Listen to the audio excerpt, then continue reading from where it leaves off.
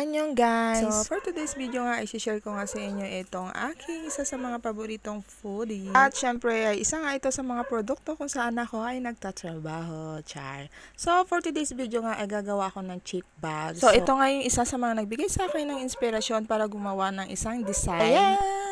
So, ito yung isa sa mga design ko guys for the cheap bags. Merry Christmas to all!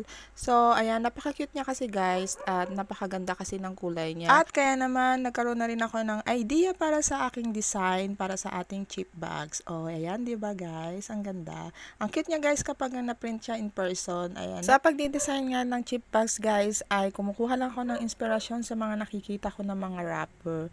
So, ayan, kaya nakakagawa tayo ng mga disenyo ng mga ganito. First time kong gumawa din ng mga cheap bags guys. Oh, ayan, maganda naman ang kinalabasan niya. May mga ibang design pa nga ako na gagawin at ito nga na ay nakita ko rin na sa mga rapper na mga kinakain ko. So, ipapakita ko sa inyo sa next video ko guys kung ano yung mga next na cheap bag design na nagawa ko. At hanggang dito na lang muna guys. Salamat sa panonood. Bye!